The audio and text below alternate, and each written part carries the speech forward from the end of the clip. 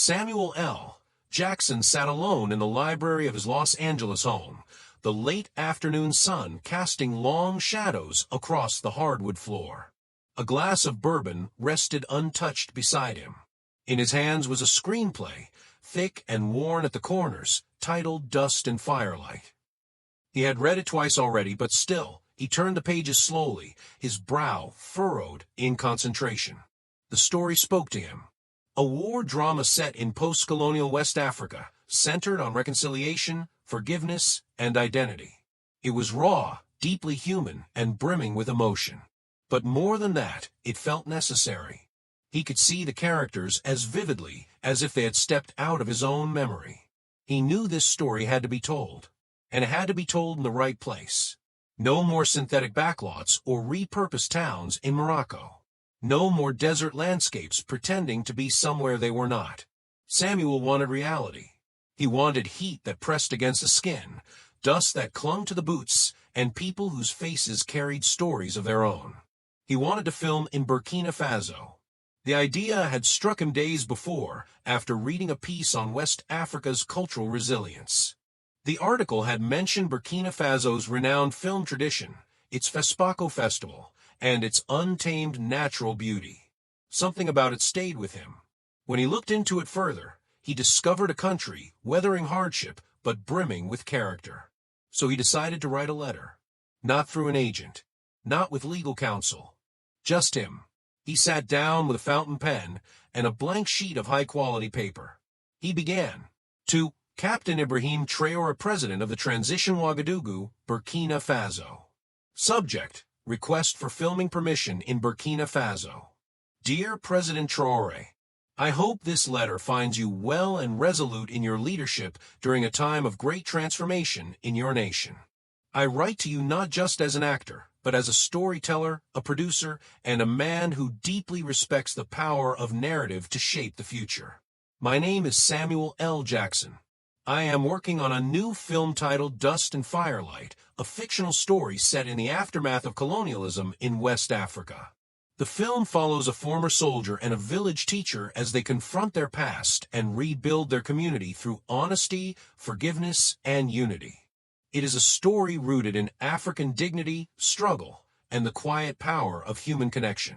After careful consideration, I believe there is no more fitting place to tell this story than Burkina Faso. Your country, rich with history and cultural pride, stands at the intersection of pain and promise. It is not the challenges that draw us, but the courage with which your people face them. I believe Burkina Faso deserves to be seen, not only in policy reports and news articles, but through a lens that honors its depth, beauty, and soul. We intend to work with local artists, hire Burkinabe talent, and invest in the communities where we film. Our goal is not to exploit but to collaborate, not to extract but to celebrate. We want to shine a light on your nation in a way that is respectful, powerful, and lasting. With your permission, I would like to visit Burkina Faso personally within the next month to meet with cultural leaders and discuss how best to proceed. We are prepared to work under the guidance of your ministries and ensure full compliance with all national laws, customs, and security protocols. I understand this is an unusual request in challenging times. But I also believe that cinema, when done with care and humility, can be a bridge between peoples. I ask for the chance to help build that bridge. With great respect, Samuel L. Jackson, actor, producer, Firelight Pictures. When the letter arrived in Ouagadougou, it was met with cautious curiosity. Captain Ibrahim Traore read it twice. He was used to foreign requests. NGOs, diplomats, aid workers. But not this. Not a Hollywood actor asking permission to tell a story with reverence and intention. He discussed it with his cultural advisors and ministers. After several days of deliberation, he invited Samuel to speak directly via secure video conference. They met through flickering screens. Samuel, relaxed but earnest, dressed in black. Traore, measured and strong, wearing his uniform. There was mutual respect in their eyes. They spoke of the film, the vision, the challenges. And when Samuel promised to hire Burkinabe actors and invest in local infrastructure, Traore nodded. You have our permission, he said. with conditions. You respect our customs, work with our people, and show the world our strength, not our wounds. Samuel placed his hand on his chest. I give you my word. Pre-production began swiftly. Scouts visited Banfora, Sindhu, Bobo Dioulasso. They met with elders, artists, and community leaders. They held casting calls in open-air courtyards. One afternoon, a young man named Yakuba auditioned with a trembling voice. By the end of his monologue, the entire room was silent. Samuel watched the footage later that night and said only one word: him.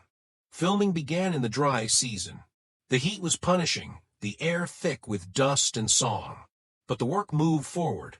Scenes were shot along red dirt roads, inside clay homes, beside waterfalls, and under baobabs. Villagers became extras. Children watched from trees. The sound of drums sometimes crept into the audio track, and no one minded. Samuel played a retired soldier haunted by memory. His co-star, Isada, a local actress, played the teacher. Their scenes crackled with emotion, delivered in a mix of English, French, and more.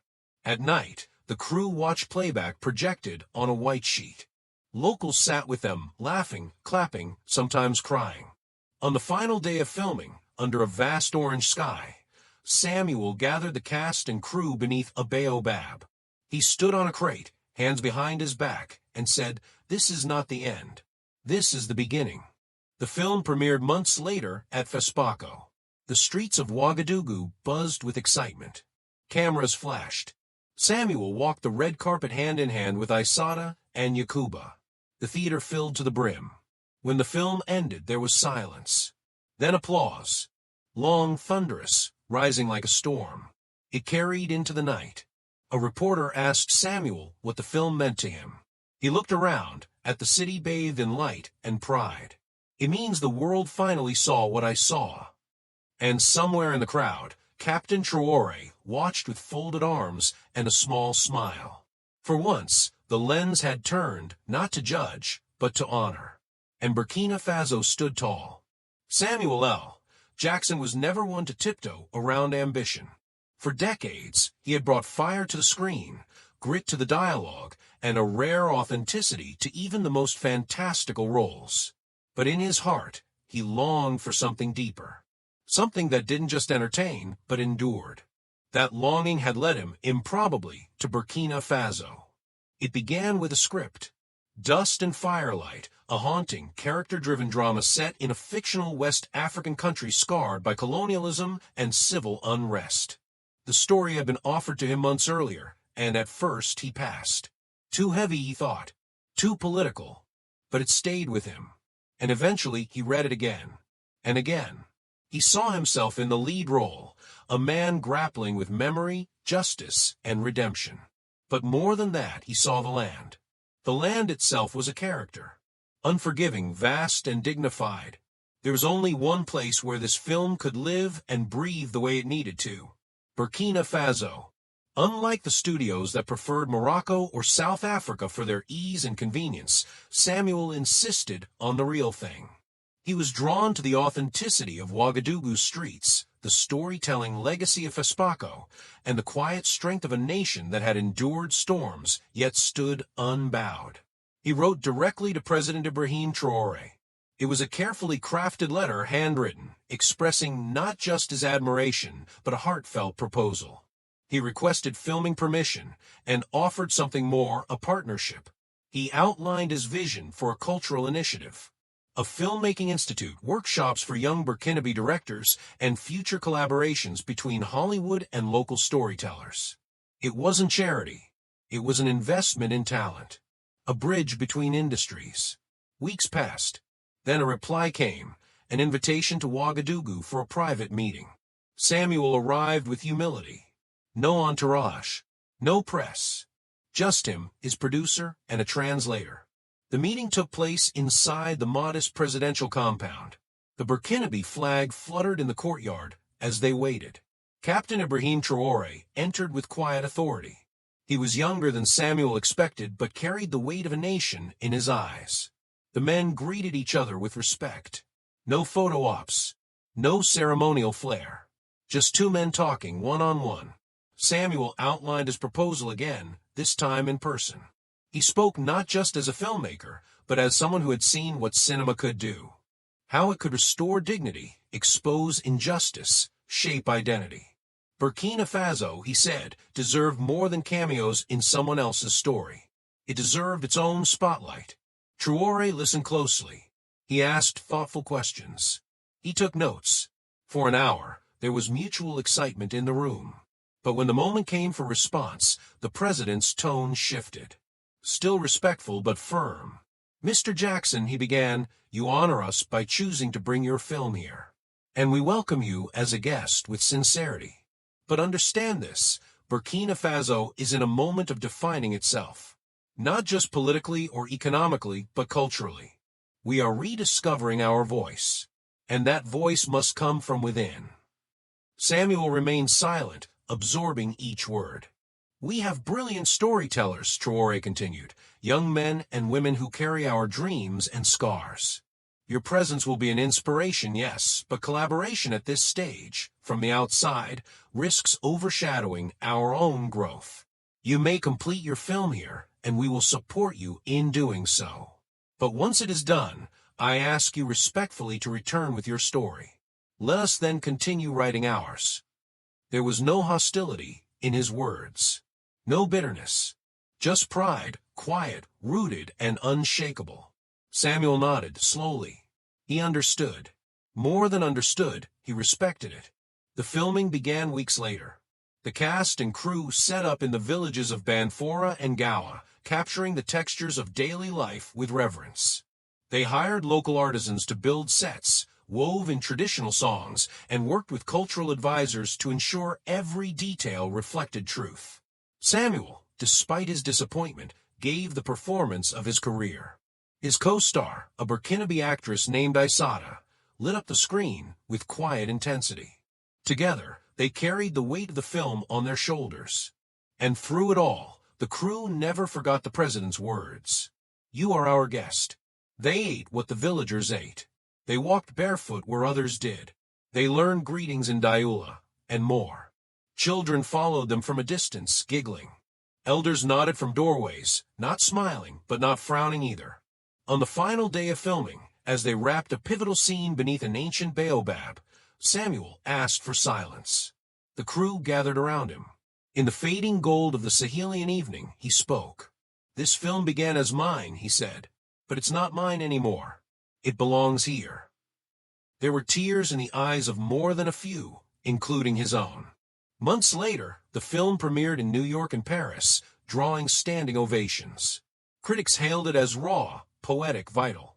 But the real premiere, the one Samuel counted, was back in Ouagadougou at FESPACO. He returned not with fanfare, but with humility. As he entered the open-air cinema, he saw faces he remembered. Yakuba, the young actor with trembling hands. Aissata, radiant in traditional dress. And, at the edge of the crowd, a man in uniform. Captain Ibrahim Traore. After the final scene faded to black, the crowd stood. Applause rang out, slow at first, then thunderous. Samuel did not step forward to take a bow.